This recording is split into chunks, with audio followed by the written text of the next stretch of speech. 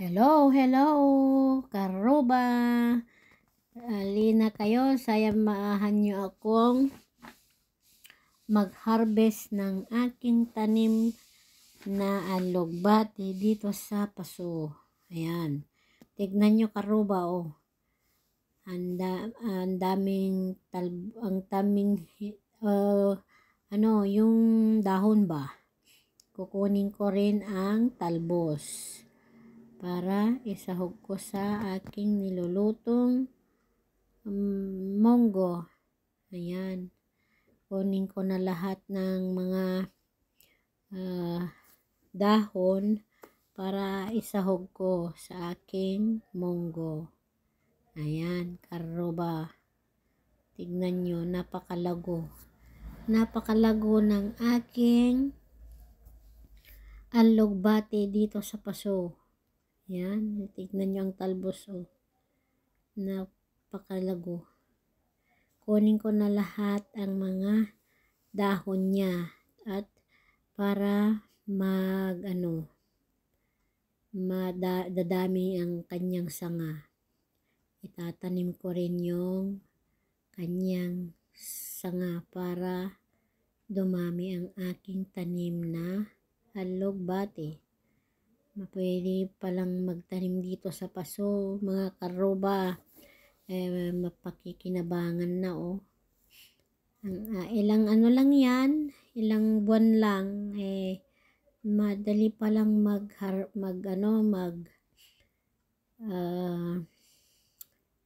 mga sanga-sanga at saka dahon. Ayan.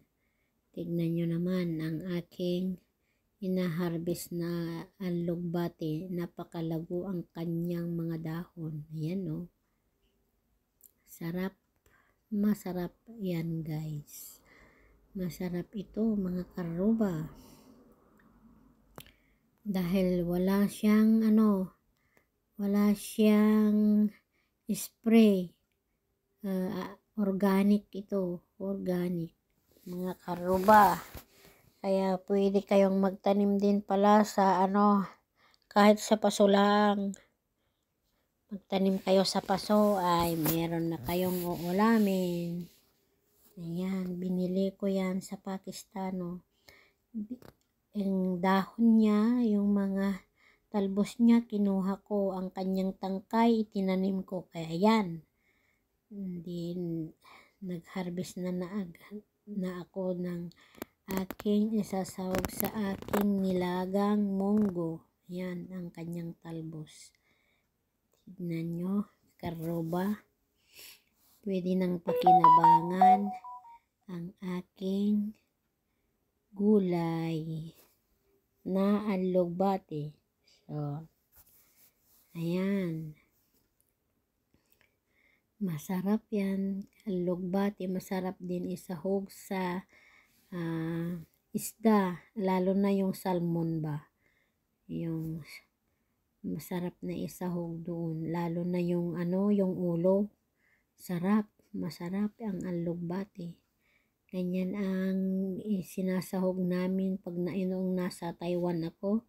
Yung ang alugbati, bumibili kami tapos isasahog namin. Ang kasama ko. Ayan. Tignan nyo. Kinalbo ko na ang aking alugbati. Puro tangkay na lang ang natira, guys. Ayan. Puro natira na lang. Ayan na ang aking na-harvest na dahon at saka talbos ng aking tanim na alugbati. So, isasahog ko sa aking ayan, nakaroba ang aking nilagang munggo. Ngayon, isasahog ko na ang aking alugbati. Ayan, ang aking nilalagang munggo. Yan na, isasahog ko ng aking alugbati na na-harvest sa aking paso. Ayan, mga karuba. Masarap ang aming ulam ngayon. Nilagang munggo at saka alugbati.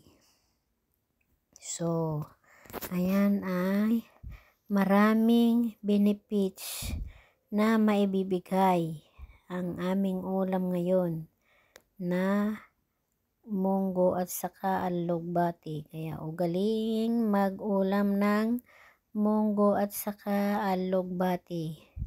May sahog pang yung leftover namin na litson manok. Kaya ayan na lang.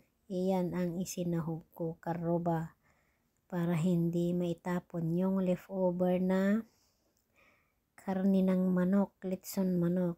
Ayan, malapit nang maluto, karoba. Kakain na kami. Ayan. Ayan lang ang simpleng ulam namin ngayon hapon.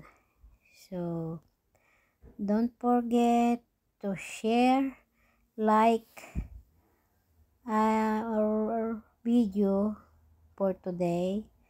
Thank you for watching, karoba. God bless everyone.